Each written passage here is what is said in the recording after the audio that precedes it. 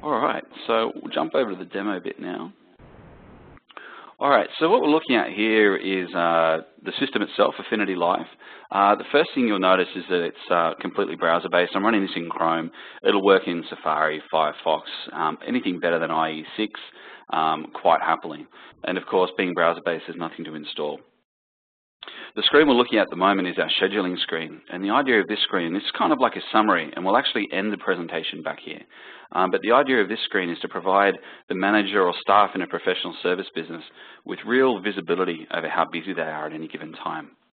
So from this screen here, I can easily see that I've got, a pretty busy couple of days going on, but next week looks a little bit lighter. And then if I wanted to do some allocation of some of my work, for example, I could say, all right, I'm going to do this R&D tax claim.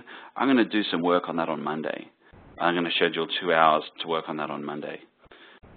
And so then that starts to actually feed my schedule. Now what's cool about this is this integrates directly with your Google Apps calendar. So information that you put inside AffinityLive can get fed over to your Google Apps calendar, and if you change it in your calendar or on your mobile phone that syncs with Google Apps, the information gets pulled back as well. The key thing with this summary screen here, though, is you'll recognize that we're not showing 30 boxes like most calendars you've ever seen. This is because in professional services, if you start getting your professional services staff to block out half-hour periods to work on client A here and then an hour period over there to work on client B's proposal, you'll start to get staff being kind of frustrated because life's never like that in professional services. It tends to be a much more variable world, and I should have said at the top that this product's actually come out of a decade of my experience running a professional service business. So I know how much the clients pull the chain and how much the best laid plans get thrown apart 10 minutes after the day starts. So recognizing that, what we do here is we allow you to roughly schedule time in terms of putting things into blocks, and then you're then committing yourself to working on those through a period.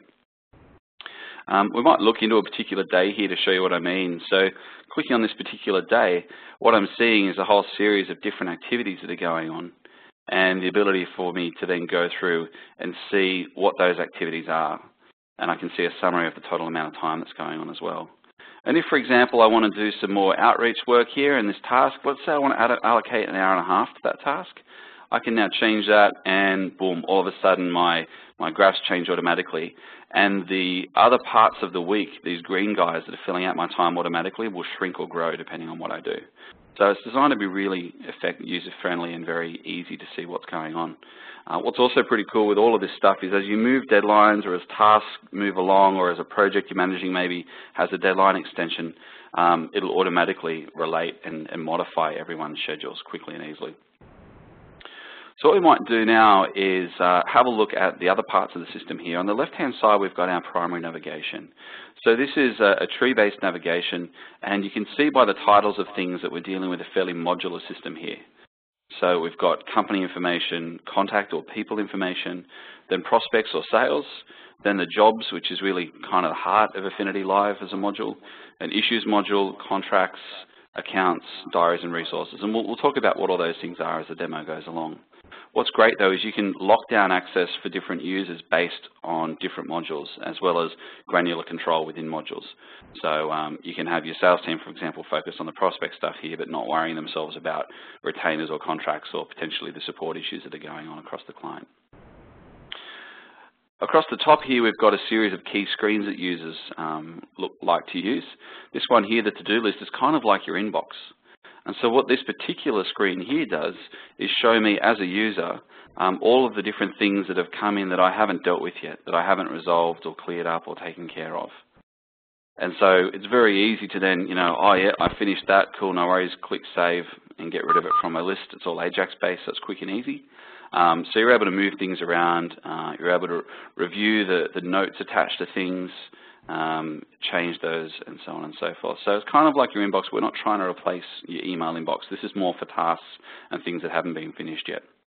And we'll explain a bit more about that later. We've also got the search box up here in the top right, which is one of the most common ways to find information that's in the system. What we might do is we'll go in and have a look at a particular dummy record I've got here and do a search for a company. Oh, sorry, I spelled it incorrectly. Here we go, that's the one I wanted. So what we're looking at here is a company screen that allows us to really quickly and easily see some key information about this particular client. So if you're using the system, these would be your clients that you'd be searching for and seeing in here. The first thing you'll probably notice on the left-hand side is there's actually a fair bit of information listed in, this is what we call our news feed or our activity stream. It's a lot like if your Facebook users, the news feed you see when you come into Facebook. And you might also notice, if your screen resolution is good, that there's a lot of entries here that are emails. And the reason for that is that we automatically capture the emails that come in and go out of a client business. So if you were using the system here, every time you send an email to a customer or one of your staff did, or every time one of your customers sent an email to you or one of your staff, it would automatically capture those and index them and put them into the system. Now, we do that with Gmail using a combination of message forwards and some outgoing rules and routing. And the benefit of this is really quite high, because what we do is we only capture the emails that are to or from clients. So we don't capture internal stuff where often there'll be, HR or private related information. And we also don't capture things between, say, you and your loved ones about, what's for dinner or what are you guys doing for the weekend. So we only capture the ones between clients. But the benefit of that is that now you've got a single place, rather than having lots of inboxes across the business with key information. Now you've got all the client information focused on the client, which is kind of where it belongs. Under the Contacts tab here, we've got, kind of your standard name and address book type of thing. So we've got the details of each of the contacts. And what's great with this is we can actually send this across to our Google address book just by clicking on this button.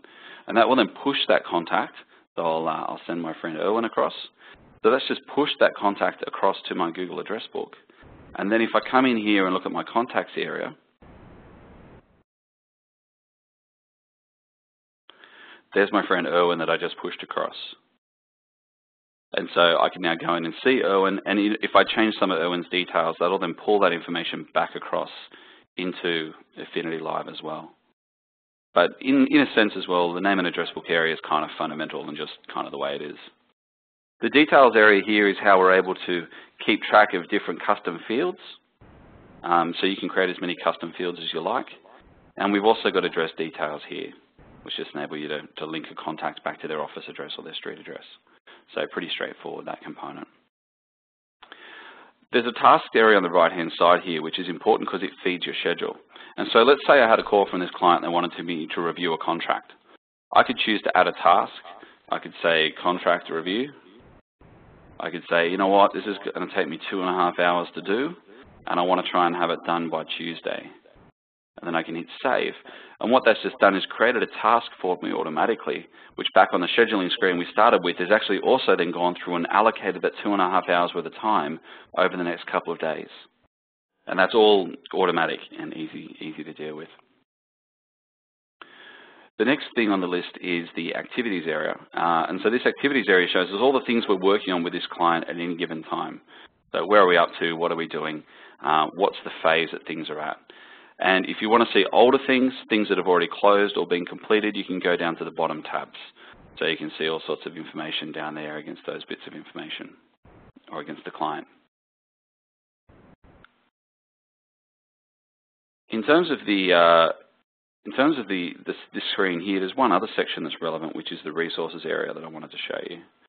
The way the resources area works is this allows you to store resources directly as files against the client account. And so you're able to go through and see all sorts of cool information about client accounts and different resources that are here, stored in their native formats. What you can also do with this is you can access it via a network drive, which allows you to drag and drop the resources from place to place. We're working on the Google Docs and storage integration at the moment. It's not something that we'll have ready in time for the release into the marketplace, however. But for those users that are still doing that kind of file manipulation or messing around, this is quite a powerful tool, because it means if they, for example, are used to writing their proposals in documents, they can then store the proposal against the client and have it all captured automatically. Now the next thing is once you've done with once you've I guess got a client, you'll often want to sell them something, and there'll be a sales process you'll want to manage. So what I'm showing here is an example of a prospect or a sales process. So the key thing with the prospects area in a professional services business is the sales process is pretty lightweight. You don't have inventories to worry about. What's more important is making sure that things don't get missed and that sales activities follow a qualification process and you don't waste too much time on them, as opposed to, for example, a sales process for someone who runs around as a traveling salesman or doing account management work where they're selling things off an order list. You've got a bunch of different things there, and that's where products like Salesforce come into their own. But if the client doesn't need something that's that hardcore, if they want a CRM that integrates really tightly with Google Apps and they want to be able to just track their sales efforts in a way that's better than a spreadsheet but without going the whole hog, the prospects module works really well. And what we're seeing on this screen here is key summary of information here, so we can see key information about the deal itself. We can see the ability to change notes as well. So I can come in here, for example, and say, moving to live in the next fortnight, and hit save and watch that just get updated automatically via Ajax. It's also got this section across the top here which enables us to define our business process.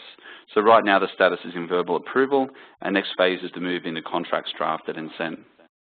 Now those phases that we've got at the top here and the next options that we've got are all completely configurable by you, the client, or in the case of you guys being a professional services partner and helping with the implementation of this with various clients for a fee, you can help them describe what those phases are and then help them actually do the configuration yourself using the browser-based control panel. The thing that's great about this concept here of the progressions, as we call them, the different phases, is it creates more than just, I guess, a big spreadsheet in the sky. You've actually got proper business processes built in here that you can manage through from step to step to step. And those processes are able to be modified or changed depending on the type of prospect or sales opportunity you're working with. So if it's a really lightweight sales opportunity, you might only have 5 or 6 steps. If it's a heavyweight kind of monstrous one, you might have lots and lots and lots of steps. And as a user goes through the various steps, they can be prompted to update custom fields, like in this case, how many users is a client looking at having? Or other fields like what's the dollar value of the deal and what date do we expect them to make a decision? Or anything else you like. And that ability to put processes in place unlocks a lot of value for professional services firms, because often they just don't have business processes. They hire new people and they just wait, months for them to get their act together.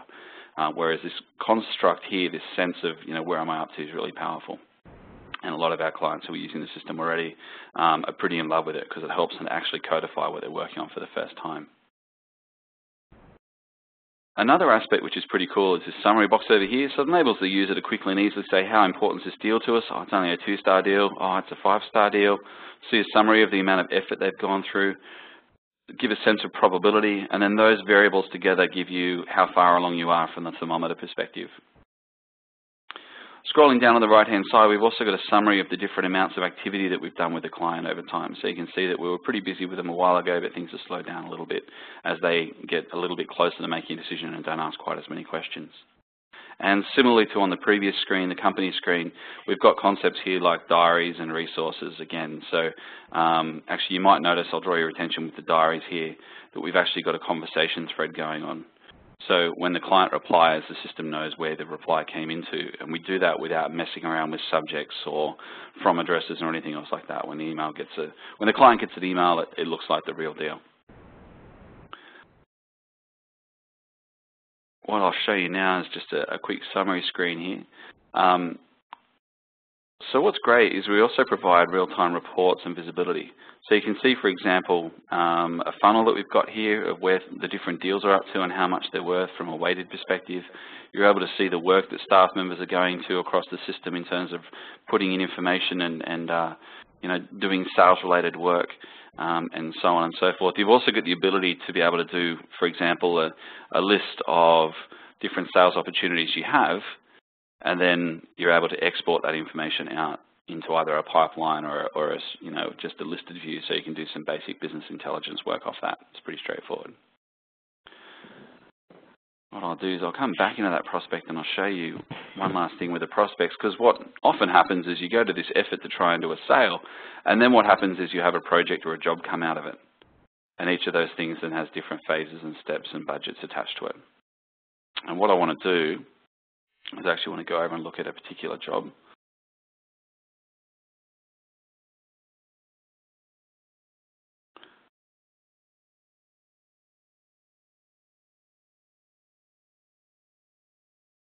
And so now if you follow the process, we've gone from kind of the CRM-orientated world where it's about sales and categorizing and segmenting your customer, and we're now moving into the projects or the job tracking side of things.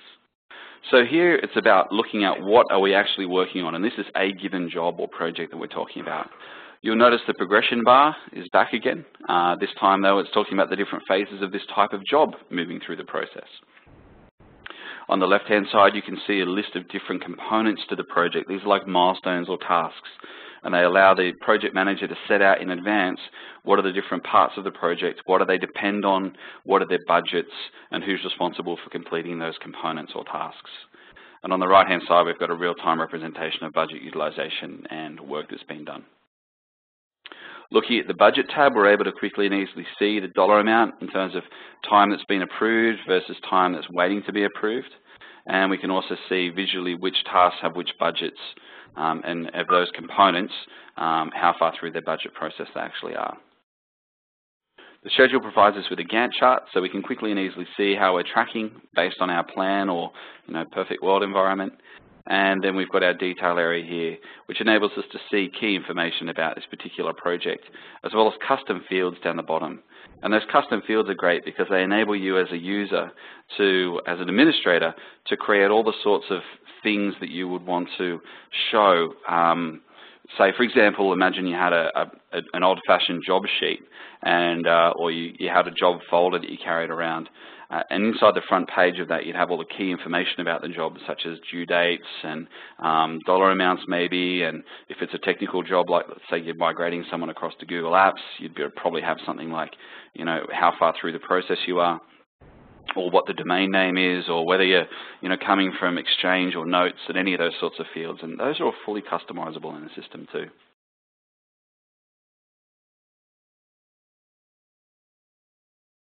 In terms of creating this group here of different components, we bundle those into what we call a workflow. And so this is what it looks like when you're editing a workflow. You're able to modify the budgets of things. You're able to modify how long they run for and the hourly rates. You're able to identify which staff members are working on them. And you can see total amounts down the bottom as you work on them. And if you come up with a work schedule that you think is pretty much the way you want to do things, so let's say it's a Google Apps migration, you'd have a series of different tasks that are pretty much standard. You could then save that as a template. And so next time you do a Google Apps migration, you can just pick it straight off the top and start working with it immediately. One of the other things that's really important is as the users go in, as staff go in and actually log their time, you want to be able to approve those hours. And so we can go through and see here all of the different entries and the time that's been entered. And if I want to, for example, change this from being 1.5 hours and make it, 1 minute to make it 2.5 hours, I can just update that information there, and that then modifies the budget across the project. And then I can hit save. And what that will do is it'll lock that time into the system and say, right, that's been approved by the manager, and now it's ready for invoicing. We've also got the built-in invoicing functionality, and so you're able to go through and bill for approved amounts of work that have been done since you last sent out an invoice, or alternatively, you can go through and say, actually, I want to bill for 30% of the project budget because it maybe is a deposit or it's a fixed price project. And then you can see at any time what the previous invoices were that you raised. Then just by clicking, email or fax and hitting save, you then actually generate that invoice, and that goes into the accounts module. From there, what often happens is a company will then export that information out and put it in their main account system, which is why we care about things like taxes and ledger codes. So you can actually pull all of that data across with all of its information straight into your accounting package to then work from as a full accounting record. We're really just about generating the invoices and not about trying to handle your payroll and all the other things that your accounting system does for you. Now, one thing we've talked about is hours and tracking hours and looking at budgets, but we haven't really covered how you go through and do that. So there's two common ways that staff actually go through and put their time into AffinityLive. The most common way is actually through the work screen here. So the work screen is pretty intelligent, and what it will do is it will automatically show you all of the different tasks that you've got going on, and then allow you to be able to put in a report of the work that you've done and keep track of the time that's there. And that will then automatically go in as your hours. And from this screen, you can do lots and lots of different things. Another way that people keep track of their hours is by actually using the system to make notes, whether they're for colleagues or for clients. And so what you'll often find is that someone will come in and say, hey, all right, I want to send a note to one of my colleagues about this project, and I want to attach a certain file about the project, for example, or you could upload a new file.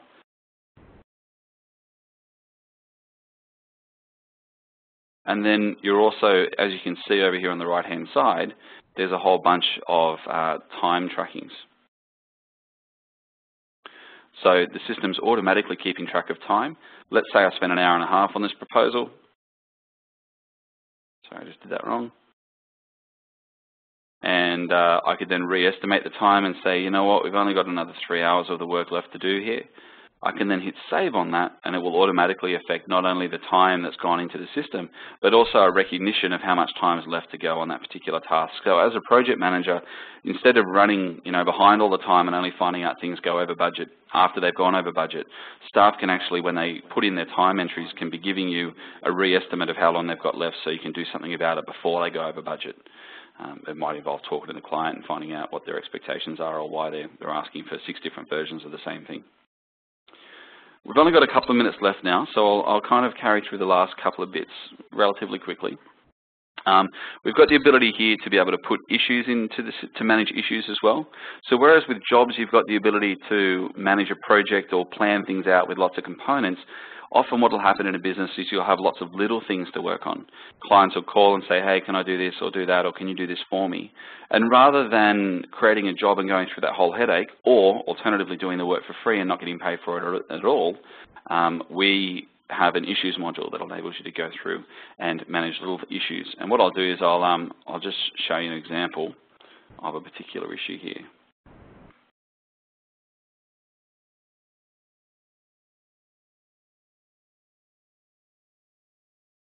Spelled this wrong.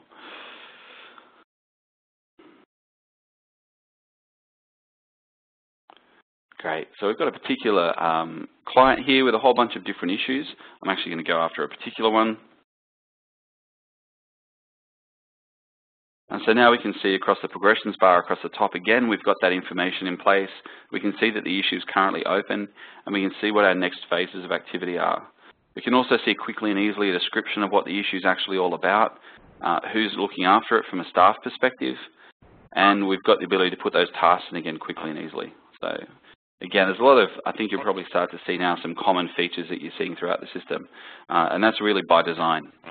As you finish an issue, you can resolve it. When you resolve it, it asks you to confirm your times, and then you can go through and generate an invoice for all of those different issues, say on a once a week or once a month basis. Another component which is really useful for support-based businesses or areas where you've got retainers is the ability to have contracts. And so what we're able to do is go through and actually put in, say, a stored value arrangement or a contract which enables you to then store a certain amount of hours of budget for a particular client. So you can see different clients here, or this is a particular contract, and you can see that each quarter we're invoicing them for 6 hours worth of work, and we've got billable rates there, and we're able to manage that process through very quickly and easily.